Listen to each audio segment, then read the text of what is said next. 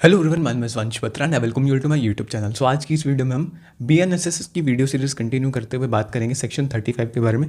Section 35 deal करता है उस सिचुएशन के बारे में जहां पर एक पुलिस ऑफिसर बिना वारंट के अरेस्ट कर सकता है। देखो, जनरली क्या होता है, पुलिस ऑफिसर को अरेस्ट करने के लिए, किसी इंडिविजुअल को अरेस्ट करना है, उसके लिए अरेस्ट वारंट की रिक्वायरमेंट होती है। बट सेक्शन 35 जिसने सेक्शन 41 सीआरपीसी को रिप्लेस किया है, ये बताता है कुछ ऐसे सर्कमस्टांसेस जहां पर पुलिस ऑफिसर बिना वारंट के अरेस्ट कर सकता है। कुछ ऐसे सर्कमस्टांसेस आ जाते हैं जहां पर स्विफ्ट एक्शन, फास्ट एक्शन की रिक्वायरमेंट होती है। उन केसेस को ये कवर करता है। सबसेक्शन 1 में क्लॉज ए से लेकर जे तक वो क्लॉज बताए गए हैं, वो सर्कमस्टांसेस बताए गए। ये प्रोटेक्ट भी करता है इंडिविजुअल के राइट्स कि आर्बिट्रेरी अरेस्ट ना हो, कि कुछ सर्कमस्टांसेस बता दिए, इन्हीं सर्कमस्टांसेस के अंदर या जो पुलिस ऑफिसर है बिना वारंट के अरेस्ट कर सकता है, इससे बाहर बिना वारंट के अरेस्ट नहीं कर सकता है। तो आइए चलिए स्टार्ट करते हैं, देखते हैं वो कौन कौन से सर्कमस्टांसेस हैं। सेक्शन 35 सबसेक्शन 1, तो पुलिस ऑफिसर बिना मजिस्ट्रेट के ऑर्डर के और बिना वारंट के अरेस्ट कर सकता है किसी पर्सन को जो कमिट करता है पुलिस ऑफिसर की प्रेजेंस में एक कॉग्निजेबल ऑफेंस। अगर पुलिस ऑफिसर खड़ा है सामने, पुलिस ऑफिसर के सामने मान लो एक्स पर्सन एक कॉग्निजेबल ऑफेंस करता है, तो इस एक्स पर्सन को अरेस्ट किया जा सकता है बिना वारंट के भी। अब कॉग्निजेबल ऑफेंस क्या होता है, नॉन कॉग्निजेबल ऑफेंस क्या होता है, सेक्शन 1 से 5 की वीडियो है, उसमें मैंने अच्छे से एक्सप्लेन किया है, इसको जाके देख सकते हो इन सिंपल वर्ड्स। जो सीरियस केसेस होते हैं, नॉर्मली जो ये केसेस होते हैं cognizable cases, non cognizable cases से सीरियस केसेस होते हैं। और जनरली बात करें तो इनकी सज़ा भी 3 साल या 3 साल से ज़्यादा होती है इन 80 to 90% ऑफ द केसेस। आगे क्लॉज बी, ये क्लॉज ए था, क्लॉज बी क्या कह रहा है, क्लॉज बी थोड़ा ध्यान से समझना। तो पुलिस ऑफिसर, अब इसको जोड़ के पढ़ना है कि क्लॉज ए के साथ पढ़ लिया, अब क्लॉज बी के साथ, ऐसे क्लॉज सी डी के साथ इसको लिंक करके पढ़ना है। This is how you read bare act. Against हुम ए रीजनेबल, तो पुलिस ऑफिसर बिना मजिस्ट्रेट के ऑर्डर के और बिना वारंट के अरेस्ट कर सकता है किसी पर्सन को अगेंस्ट हुम जिसके खिलाफ रीजनेबल कंप्लेंट, एक कंप्लेंट दी गई है या कोई इन्फॉर्मेशन आई है या एक शक पैदा होता है, रीजनेबल सस्पिशन पैदा होता है कि उस पर्सन ने कॉग्निजेबल ऑफेंस कमिट करा है जिसकी सज़ा 7 साल से कम है या 7 साल तक एक्सटेंड हो सकती है। जैसे कि एक्स है, एक्स ने एक ऐसा ऑफेंस कमिट करा है, कॉग्निजेबल ऑफेंस कमिट करा है, और वो जो कॉग्निजेबल ऑफेंस है उसकी सज़ा जो है, पनिशमेंट जो है उसकी 7 ईयर्स तक हो सकती है। मतलब वो 5 भी हो सकती है, 3 भी हो सकती है। बहुत सारे एग्जाम्पल हैं ऐसे ऑफेंसेस के। फॉर एग्जाम्पल थेफ्ट हो सकता है, यहाँ पर डेथ बाय नेग्लिजेंस हो सकता है, गंभीर चोट, वॉलंटरली कॉजिंग ग्रीवियस हर्ट। इसी का एग्जांपल लेता हूँ मैं, सेक्शन 117 सब सेक्शन 2 कि गंभीर चोट पहुँचाना, किसी को ग्रीवियस हर्ट कोज करना। तो एक कंप्लेंट दर्ज की गई है या इन्फॉर्मेशन आई है या एक शक पैदा होता है, रीजनेबल शक पैदा होता है कि एक्स ने ये ऑफेंस कमिट करा है ग्रीवियस हर्ट का। अब इसके बाद 2 कंडीशंस फुलफिल होनी चाहिए। If the following conditions are satisfied, complaint वगैरह इन्फॉर्मेशन वगैरह तो आनी चाहिए उसके अगेंस्ट में, साथ में 2 कंडीशन फुलफिल होनी चाहिए। फर्स्ट क्या है, police officer has reason to believe, वो जो कंप्लेंट दर्ज की गई है, इन्फॉर्मेशन आई है या जो सस्पिशन है, उसके बेस पर पुलिस ऑफिसर को रीजन टू बिलीव है। पुलिस ऑफिसर का मानना है कि उस पर्सन ने एक्स ने ये ऑफेंस कमिट करा है। एक आम इंसान का, एक पुलिस ऑफिसर का एक प्रूडेंस भी तो होता है, एक इंटेलिजेंस भी तो होती है कि जो इन्फॉर्मेशन आई है इसके बेसिस पे पता चल जाता है कि ये सच्ची इन्फॉर्मेशन है, झूठी इन्फॉर्मेशन है। अगर झूठी लग रही है तो उसको अरेस्ट ना करो, अगर रीज़न टू बिलीव है कि ये सच्ची इन्फॉर्मेशन है, ये जो कंप्लेंट है सच्ची है, तो अरेस्ट कर सकते हो। ये तो फर्स्ट कंडीशन है। इसके साथ सेकंड कंडीशन भी फुलफिल होनी चाहिए। पुलिस ऑफिसर सेटिस्फाई होना चाहिए कि वो जो अरेस्ट है नेसेसरी है। अरेस्ट किस चीज़ के लिए नेसेसरी है, उस पर्सन को रोकने के लिए, एक्स को रोकने के लिए कि वो कोई और ऑफेंस ना करे, प्रॉपर इन्वेस्टिगेशन के लिए। इनमें से कोई भी एक पॉइंट होना चाहिए। सेकेंड जो ये कंडीशन है, इसमें से एक भी पॉइंट फुलफिल होना चाहिए, उसके बाद वो पुलिस ऑफिसर उस पर्सन को बिना वारंट के अरेस्ट कर सकता है।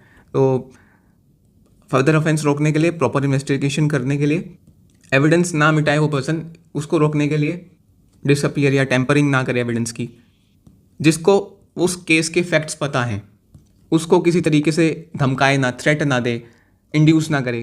ठीक है ना, मान लो एक्स ने वाई को सच में डंडे से मारा और उसका सर फट गया, और ये चीज़ को होते हुए एक विटनेस ने देख लिया, ए ने देख लिया। अब पुलिस ऑफिसर को ये बिलीव है कि एक्स जाके ए को धमकाएगा, थ्रेट करेगा, प्रॉमिस कर देगा कि 1 लाख रुपए ले ले और चुप हो जा। अब ये बोल दियो कि मैंने कुछ देखा ही नहीं है, या और किसी भी तरीके से इंड्यूस कर सकता है वो। तो अगर ये लग रहा है कि थ्रेट देगा एक्स, इंड्यूस करेगा एक्स, तो भी उसको अरेस्ट किया जा सकता है। लास्ट है कि unless such person is arrested, कि अगर उसको अरेस्ट ना किया गया, एक्स को इस केस में अरेस्ट ना किया गया, तो वो जो कोर्ट में अपीयर ही नहीं होगा, भाग जाएगा एक तरीके से, कि पक्का नहीं है कि वो कोर्ट में अपीयर हो ना हो, उस पर कोई भरोसा नहीं है। तो ये 2 रिक्वायरमेंट्स फुलफिल होनी चाहिए, तभी इस केस में अरेस्ट कर सकता है पुलिस ऑफिसर बिना वारंट के। एक ये वाली और एक इन 5 में से एक कोई भी, क्योंकि यहाँ पे और लिखा है ना, और का मतलब कोई भी एक रिक्वायरमेंट इसमें से फुलफिल होनी चाहिए। अब एक तीसरी रिक्वायरमेंट भी है वैसे तो, प्रोसीजरल रिक्वायरमेंट, कि जो पुलिस ऑफिसर है रीजंस रिकॉर्ड करेगा वो अरेस्ट को करते हुए। अब यहाँ पर अरेस्ट तो कर सकता है, अगर ये दोनों रिक्वायरमेंट्स फुलफिल हो जाती है तो अरेस्ट हो सकता है, पर एक तीसरी रिक्वायरमेंट है कि रीजंस रिकॉर्ड करने ज़रूरी हैं राइटिंग में, कि ये अरेस्ट क्यों किया जा रहा है, कि कौन सी इन्फॉर्मेशन आई थी, प्रॉपर इन्वेस्टिगेशन के लिए ज़रूरी है, किस चीज़ के लिए उस पर्सन को अरेस्ट किया जा रहा है। एक बात समझना कि क्लॉज बी और क्लॉज ए में डिफरेंस ये है कि यहाँ पर क्लॉज ए में commits in the presence of police officer, जो ये वर्ड है ना in the presence of police officer, वो क्लॉज बी में यूज़ नहीं किए गए हैं। यहाँ पर क्या था, क्लॉज ए में पुलिस ऑफिसर के आंखों के सामने ऑफेंस हो रहा है, बट यहाँ पर पुलिस ऑफिसर के आंखों के सामने ऑफेंस नहीं हुआ है। यहाँ पर तो कंप्लेंट आई है या इन्फॉर्मेशन आई है, उसके बेसिस पर अरेस्ट किया जा रहा है। इसलिए क्लॉज बी में 2 कंडीशंस डाल दी गई हैं कि मिसयूज़ ना हो, पुलिस ऑफिसर जो है पावर का मिसयूज़ ना करे। एक प्रोवाइजो भी है यहाँ पर कि अगर आप अरेस्ट करोगे तो रिकॉर्ड करोगे रीजंस। प्रोवाइजो ये कह रहा है कि जब आप अरेस्ट नहीं करोगे तब भी आप रिकॉर्ड करोगे रीजंस। किसी के खिलाफ इन्फॉर्मेशन वगैरह आ गई, उसने ऑफेंस कमिट करा है जो पीछे मेंशन किया गया है, पर आपने उसको अरेस्ट क्यों नहीं किया वो भी आप लिखोगे। आगे क्लॉज बी से रिलेटेड 2 केसेस हैं, वो डिस्कस करते हैं। तो 2 केसेस हैं यहाँ पर, एक अरनेश कुमार का और एक जोगिंदर सिंह का, दोनों इंपॉर्टेंट केसेस हैं। इन केसेस को वैसे मैं नेक्स्ट वीडियो में डिस्कस करूंगा। अभी जो बस क्लॉज बी से रिलेटेड जो पॉइंट है वो डिस्कस कर लेते हैं।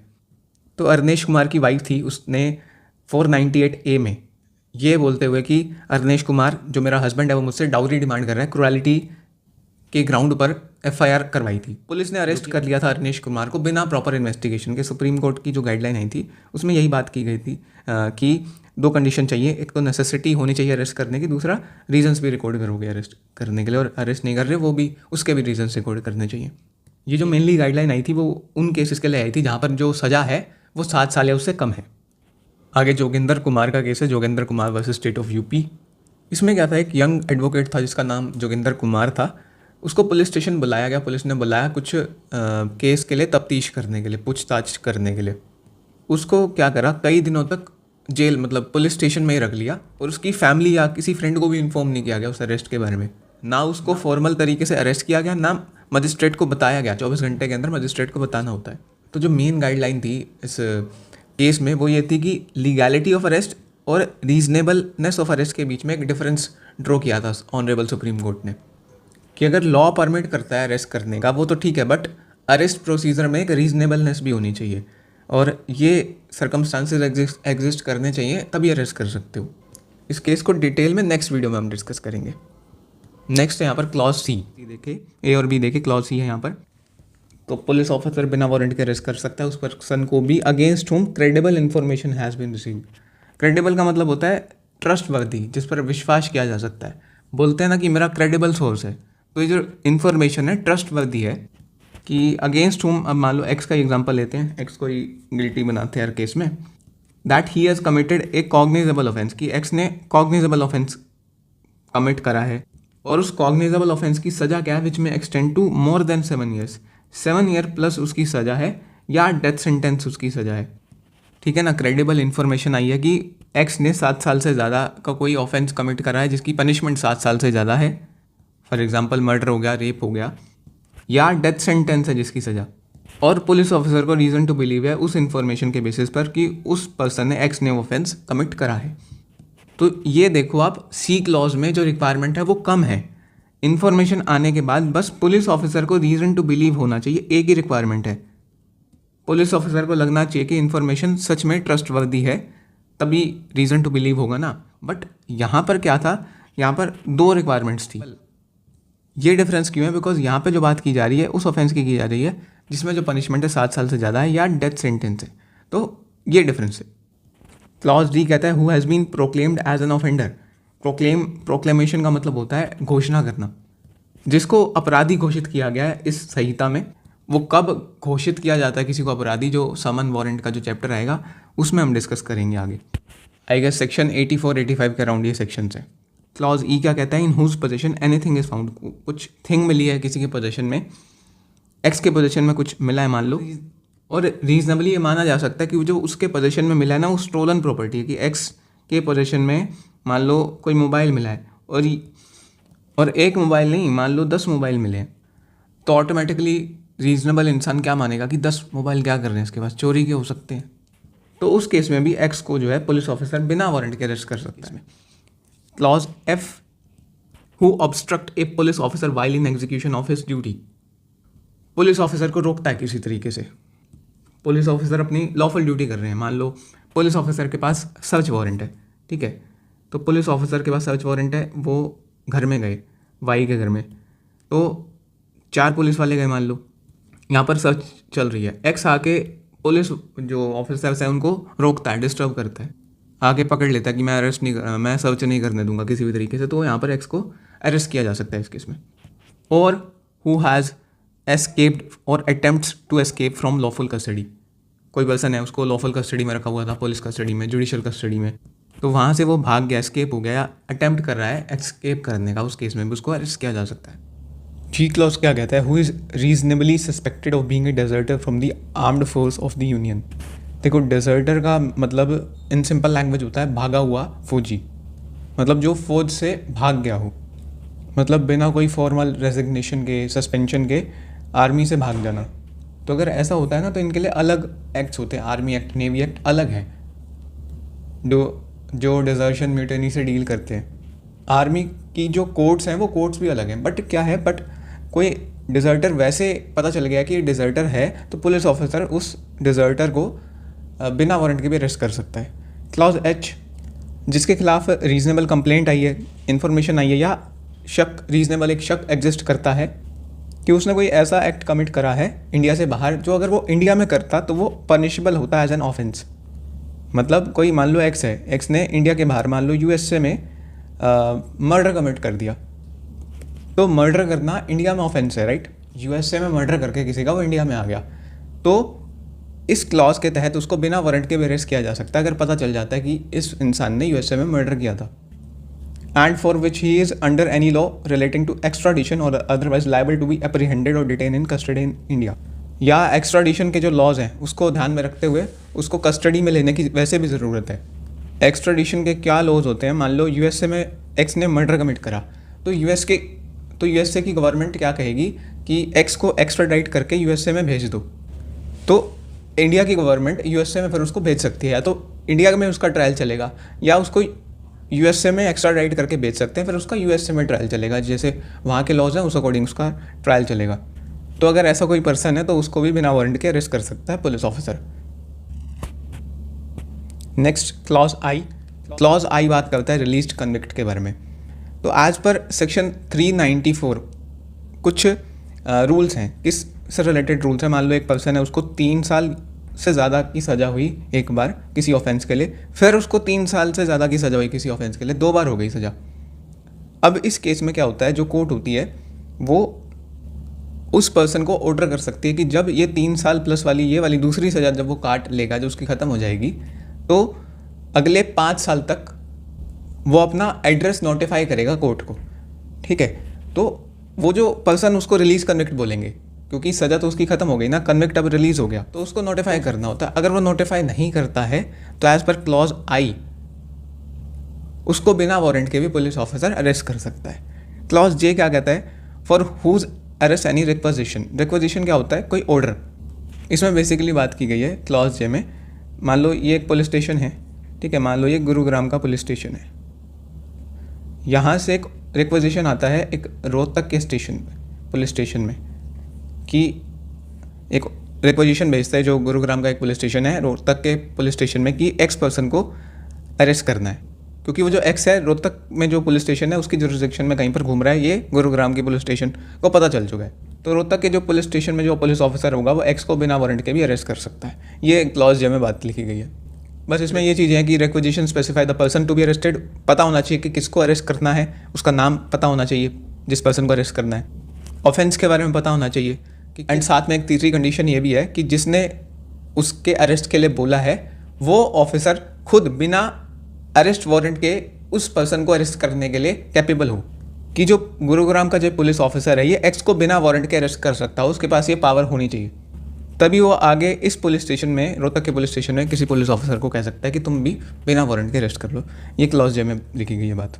तो ये सबसेक्शन 1 हुआ, इसमें ए से लेकर जे तक सब क्लॉजेस थे, इसमें बात की गई थी कि किन किन सर्कमस्टांस में बिना वारंट के कोई पुलिस ऑफिसर अरेस्ट कर सकता है। आगे सबसेक्शन 2 क्या कह रहा है? No person concern in a non cognizable offence. तो कोई पर्सन जिसने नॉन कॉग्निजेबल ऑफेंस करा है या जिसके खिलाफ कोई कंप्लेंट, क्रेडिबल इन्फॉर्मेशन, एक शक, रीजनेबल शक एग्जिस्ट करता है कि उसने वो ऑफेंस करा है, उसको अरेस्ट नहीं कर सकते बिना अरेस्ट वारंट ऑब्टेन करे मजिस्ट्रेट या बिना ऑर्डर के मजिस्ट्रेट के।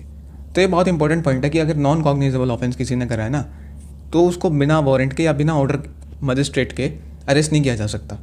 अरेस्ट तभी किया जा सकता है उस पर्सन को, सबसेक्शन 1 में भी कॉग्निजेबल ऑफेंस का जिक्र है, तो अरेस्ट तभी किया जा सकता है जब उसने कॉग्निजेबल ऑफेंस कमिट करा हो, ना कि नॉन कॉग्निजेबल ऑफेंस। बस सेक्शन 39 के प्रोविजंस को ध्यान में रखना है। सेक्शन 39 क्या है, अगली वीडियो में हम डिस्कस करेंगे। सिंपली इसमें यह है कि अगर कोई पर्सन है, अपना नाम पता नहीं बता रहा है, बेशक उसने नॉन कॉग्निजेबल ऑफेंस कमिट करा है, अपना नाम पता नहीं बता रहा है पुलिस ऑफिसर को, तो तब भी उस पुलिस ऑफिसर उसको अरेस्ट कर सकता है उस केस में। सबसेक्शन 3 ये कह रहा है कि police officer all cases where arrest of person is not required, जहाँ पर उस पर्सन को अरेस्ट करना जरूरी नहीं लगता है पुलिस ऑफिसर को। सबसेक्शन 1 में जो सर्कमस्टांसेस बताए गए हैं, क्लॉज ए से लेकर जे बताए गए हैं, अगर वो सर्कमस्टांस एग्जिस्ट करता है पर पुलिस ऑफिसर को लगता है उस केस में कि अरेस्ट इज़ नॉट रिक्वायर्ड, तो पुलिस ऑफिसर इशू करेगा नोटिस उस पर्सन को, नोटिस इशू करेगा जिसके खिलाफ वो रीजनेबल कंप्लेंट आई थी, इन्फॉर्मेशन आई थी, टू अपीयर बिफोर हिम और एट सच अदर प्लेस, कि वो जो पर्सन है पुलिस स्टेशन में आएगा पुलिस ऑफिसर के सामने, या पुलिस ऑफिसर जिस भी प्लेस पर बुलाएगा उस प्लेस पर वो आएगा पर्सन। नोटिस में टाइम वगैरह भी मेंशन कर दिया जाएगा कि इस डेट को आना है, इस समय आना है। ऐसे ही मेंशन किया जा सकता है कि अगले 3 हफ्ते तक सैटरडे, फ्राइडे, सैटरडे, इस डे को आना है, इस समय आना है। ऐसे नोटिस को इशू किया जा सकता है। क्लॉज 4 क्या कह रहे हैं? सेक्शन 35 क्लॉज 4 क्या कह रहे हैं? Where such a notice is issued to any person, उस पर्सन की ड्यूटी होगी कि जो भी उस नोटिस में लिखा हुआ है वो उससे कंप्लाई करना है, मतलब वो मानते रहना है। नोटिस में जो भी डेट लिखी गई है, जैसे भी लिखा गया उस तरीके से अपीयर होना है। सबसेक्शन 5, जहाँ पर वो पर्सन कंप्लाई करता रहता है कंटिन्यू करता है कंप्लाई करने का नोटिस से, तो उसको अरेस्ट नहीं किया जाएगा उस ऑफेंस के लिए जो वो नोटिस में मेंशन किया गया है। अगर वो आता रहता है जो नोटिस में बात लिखी गई है, तो उसको अरेस्ट नहीं किया जाएगा unless for the reason to be recorded. अगर उसको अरेस्ट करना है तो उस बात के रीजंस रिकॉर्ड किए जाएंगे कि क्यों अरेस्ट किया जा रहा है। फिर पुलिस ऑफिसर को लगता है कि अरेस्ट करना चाहिए, तो क्यों करना चाहिए उसके भी रीजंस रिकॉर्ड करने पड़ेंगे, बिकॉज एक बार तो रीजंस रिकॉर्ड किए गए थे पुलिस ऑफिसर के द्वारा कि इसको अरेस्ट नहीं करना है, अब क्यों करना है उसके भी रीजंस रिकॉर्ड करो। सबसेक्शन 6, मान लो वो कंप्लाई नहीं करता है, वो जो पर्सन है fails to comply with the terms of notice, जिस डेट को बोला गया है उस डेट को नहीं आता है, मान लो जिस जगह बोला गया उस जगह नहीं आता है मान लो, या उससे स्टार्टिंग में ही नाम वगैरह उससे पूछा गया कि क्या नाम है, कहाँ रहते हो, वो भी नहीं बता रहे वो, तो police officer may subject to the orders pass by competent court arrest him for the offence mentioned in the notice. तो पुलिस ऑफिसर उस केस में उसको अरेस्ट कर सकता है उस ऑफेंस के लिए जो कि उस नोटिस में मेंशन किया गया है, subject to the other orders जो कि कॉम्पिटेंट कोर्ट पास करे। मतलब ऐसा है कि अगर मान लो वो आता ही नहीं है, वो अपना नाम वगैरह नहीं बताता है, पुलिस ऑफिसर उसको अरेस्ट कर सकता है। बट अगर कोर्ट ने कुछ और ऑर्डर पास कर रखा है उसको भी ध्यान में रखना है। मान लो उसको ऑलरेडी एंटीसिपेटरी बेल मिली हुई है, कोर्ट ने उसको एंटीसिपेटरी बेल दे रखी है, तो उसको अरेस्ट कैसे कर सकते हो फिर?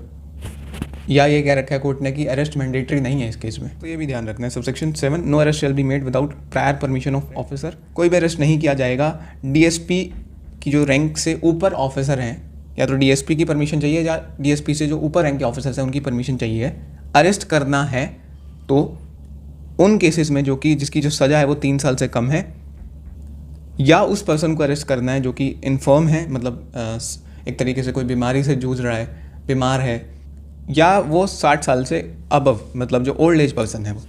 तो इन 3 केसेस में डीएसपी या उनसे सुपीरियर रैंक के ऑफिसर की परमिशन चाहिए अगर अरेस्ट करना है। 3 साल से कम ऑफेंस पनिशेबल के लिए, पर्सन इन्फर्म है या पर्सन की एज 60 साल से ज़्यादा है, तो वो जो पुलिस ऑफिसर है वो अरेस्ट नहीं कर सकता है unless and until he gets the permission of DSP और अदर सुपीरियर ऑफिसर। सो ये सेक्शन 35 था। होप सो आपको ये वीडियो अच्छी लगी होगी। वीडियो अच्छी लगी हो तो लाइक कीजिएगा, चैनल पे नए हो तो सब्सक्राइब कीजिएगा, और टेलीग्राम इंस्टाग्राम का जो लिंक है डिस्क्रिप्शन बॉक्स में दिया गया है। और कोई डाउट रहता है नीचे कमेंट कर सकते हो। So that was it for today. Have a nice day.